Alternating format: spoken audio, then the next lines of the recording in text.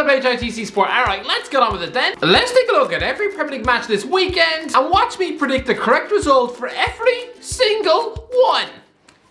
Probably won't be every single one. I'll be lucky to get 2. But actually, before we get into this, do you want me to do a recap for the AFCON group stages tomorrow? Is there an interest for that? Because if there is, then I'll do one for tomorrow, looking at some of the nutty results. Let me know in the comment section below if you want to see that. And while you're there, subscribe. Anyway, back into the video. Right, let's go. Watford versus Norwich. Listen, normally, Watford versus Norwich City, I'd compare it to watching a 90-minute striptease from your granny. Yeah. Get a good mental image of that. Feel like throwing up all over your lap yet? Yeah, that's what Watford versus Norwich City is usually like. About as appetizing as meatloaf made of dog poo. But no. Under these circumstances, this is arguably the most thrilling fixture of the weekend. Sure, the quality of the football will be borderline horrific, but look at what's at stake. Norwich are 1 point from safety. I'm sorry, but the incentive to leave Vicarage Road with 3 points. They would be out of the Premier League relegation zone for the first time since September 2019. I'm sorry, but for the Norwich fans, this will be like a lost child finally escaping the basement. I mean, breathe in that fresh air, Norwich. Because I'd imagine living in the relegation zone for that long, probably stinks of Seth Rogen's nutsack. But how demoralizing for Norwich fans. Every time they've looked at the Premier League table for the past 2.5 years, they must feel like punching themselves in the teeth. I mean, it's a bit like continuing to look at your school report on the fridge that says you've been failing every subject for 2 years. Questions are going to be asked, like, did your mother used to drink antifreeze during the pregnancy? The good news is that, yeah, you can swap places with Watford.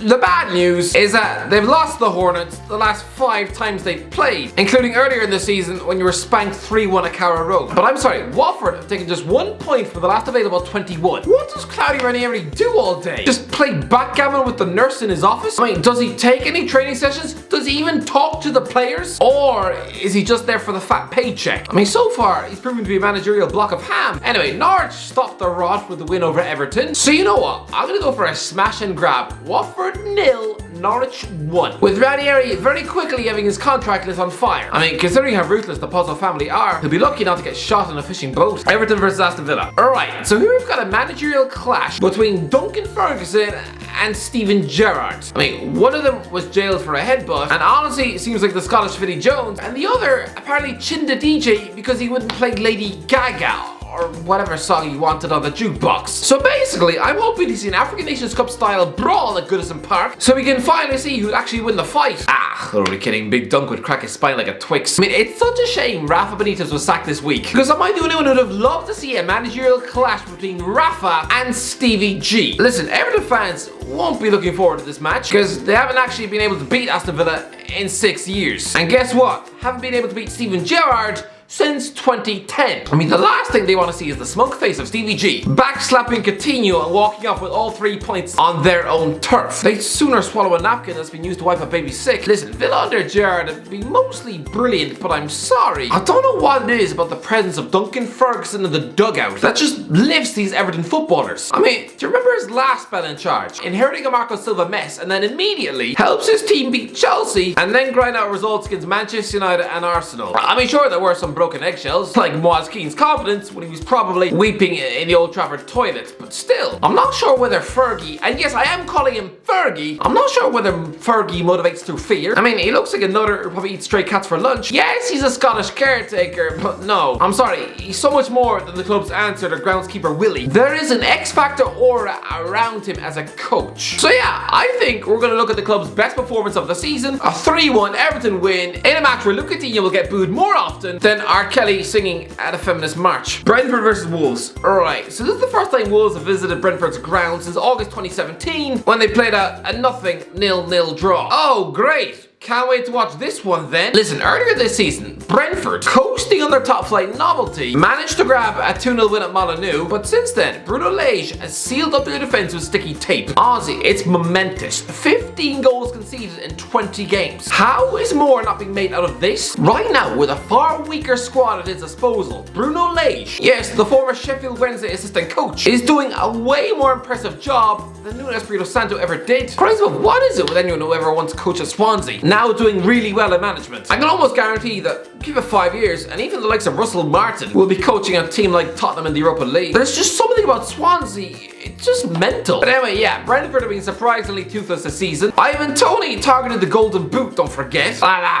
He's got 5 goals. Another championship goal machine god, yes, but he needs to be careful because he's in danger of just looking like the English Mitrovic. Brentford as a team have only scored 9 goals in the last 10 matches, while Wolves have only conceded 1 goal from open play in their last 9 games, stretching back to mid-November. And even that was a scruffy 94th minute goal from Divock Origi. So honestly, lads, for every goal that Brentford managed to score this weekend, I promised that I would eat a sandwich smeared in cat food. Honestly, lads, Brentford 0, and I can't stress the 0 hard enough, Brentford 0, Wolves 3. Leeds versus Newcastle. Make no mistake about it, Newcastle fans love this trip. I mean, Leeds United away. The Geordies are often dragged on a 9-hour bus ride to London twice a month, sitting on a megabus that mostly stinks of stale lasagna. So here, just popping on an hour-long train to Ellen Road, oh, they all love it. But also, make no mistake about it, this is a mammoth game. I know Leeds are just off the back of a pulsating win over West Ham. Lads, they have recovered from conceding 11 goals in 3 days in mid-December to now winning the last 2 games, scoring 6 along the way. I mean, Jack Harrison, after so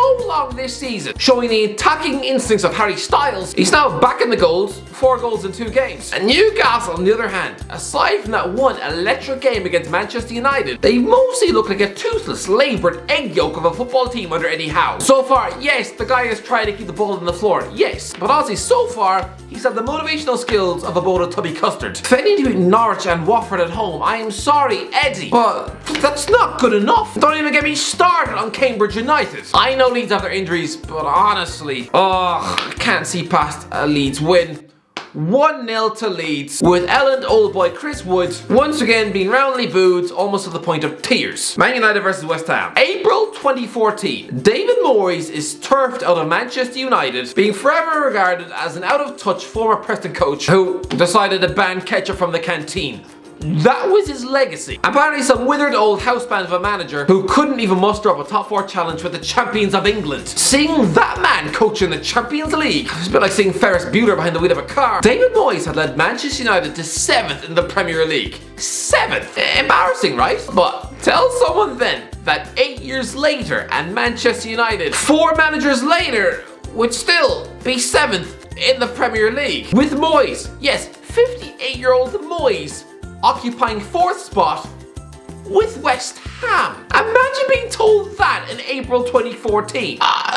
Just what? Honestly, this match should have been finished there and then. Just one big embarrassment. What ambitious club was ever going to give David Moyes a job after that, right? I mean, it's like me telling you now that in the year 2030, Nuno Espirito Santo will be chasing down the Champions League with Everton. Just what? Listen, Man United need to win this game with a capital N. Stop this silliness now, okay? You've been looking up at West Ham in the table for 3 months now. I mean, do you think that's fun for Cristiano Ronaldo? To be arching his neck to look up at Craig Dawson waving down the league? You will win this match. Stop the nonsense. Looking at West Ham above Man United for a quarter of the year, it's like staring directly at the sun. No! Man United will grind out a 1-0 win. Maybe it'll be 2 goals, maybe it'll be 3. The point is that Man United will win this match. Stop the craziness. This is the weekend that Manchester United finally catch David Moyes. Trust me, this is Man United win stamped all over its face. It has to be. It has to be. 1-0 Man United win. Trust me on that. Southampton versus Man City. Remember earlier this season when Southampton left the Etihad with a clean sheet? Yeah, that actually happened. How? That's like leaving Ted Bundy's house with all your limbs still intact. At the very least, you'd think you'd at least chop off your ear to be polite. This is the same Southampton team who left Manchester last season having conceded 14 goals. So how did they survive in September? Southampton are not going to stop this run. I mean, who's going to score the winner? Adam Armstrong? Someone who sounds like he should be living on the moon? Can I just remind everyone that I have a real lack of milk taste in my mouth. I know, you're all expecting me to be drowning in calcium right now, right? That I was going to look like someone who just inhaled 7 bowls of cornflakes up his nose. No, because Adam Armstrong is about as dangerous in front of goal as Nemo the clownfish. So honestly, this is going to be a routine 2-0 City win. Arsenal versus Burnley. Remember last season when Pierre-Emerick Aubameyang scored an own goal to give Burnley all 3 points at the Emirates. The first time they'd won at Arsenal since 1974. Without a doubt, the rock bottom moment in Mikel Arteta's tenure. And nobody would have complained to see him sacked. Christ, well, they were 15th in the league in December. Already 10 points behind Southampton. I mean, come on. I mean, to be fair, they've done well to stick with Arteta. Aubameyang now looks like he's being flogged on a Saudi Arabian desert.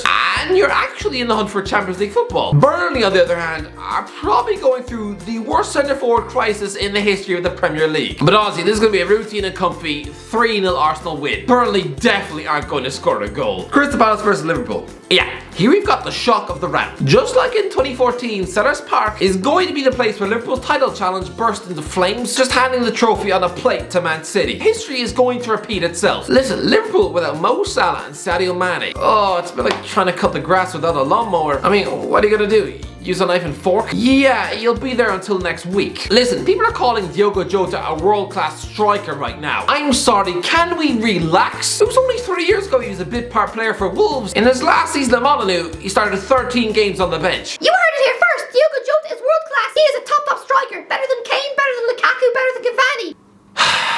I know he's having a great season. 14 goals, sure. But please, the next person who I hear tell me that he's a world-class centre-forward, I might actually burst a blood vessel in my brain. Jota is a fine player. And Liverpool are still a good team, but I'm sorry. Coming up against a Patrick Vieira-inspired Crystal Palace and entering an intimidating Selhurst Park atmosphere. I'm sorry, I know Liverpool have beaten Palace the last 10 times they've played each other, but I just think Conor Gallagher's going to run the show. 2-1 Palace win, with Kai Gordon coming off the pitch in tears.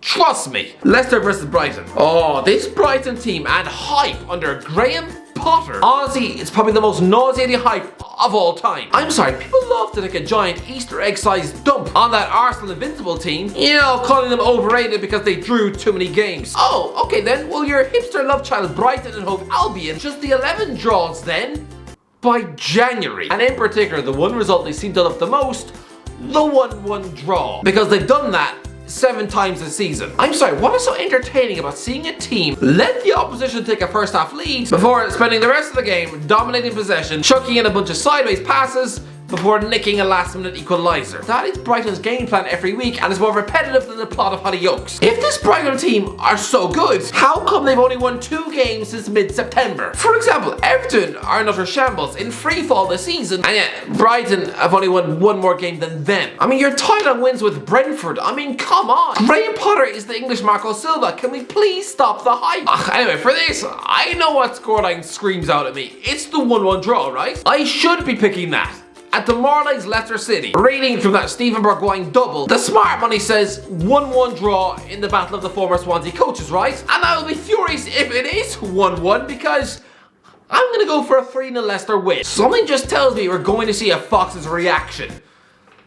God, I hope it's not 1-1. Chelsea versus Tottenham. Now, okay, anyone who saw Tottenham's utterly spineless and toothless showing against Chelsea in the League Cup earlier this month would come to the conclusion that this will be an easy Chelsea win, right? Christ, well, here's the embarrassing thing. Tottenham haven't actually managed to score a goal against Chelsea in the last 5 games they've played. 5 Chelsea clean sheets in a row. Christ, that really is embarrassing. Spurs have only managed to score 3 goals against Chelsea in their last 10 matches, and one of them was an own goal. That is mental. But Chelsea are going through such a revolting run of form. 1 win in the last 7 league games. Ever since beating Norwich 7-0 in October, they've won 1 Premier League match at Stamford Bridge since then. While Tottenham are fresh from last minute wins at Watford and Leicester, and the fact they haven't lost a league match since October, Antonio Conte is quietly doing a nice little job at Spurs. They are the team with momentum while Chelsea are licking their wounds in a hollow bath. So you know what? I can smell a Conte revenge mission. I can taste a Tottenham win to finish the weekend nestled inside the top 4. And suddenly, just 5 points behind Chelsea. With guess what?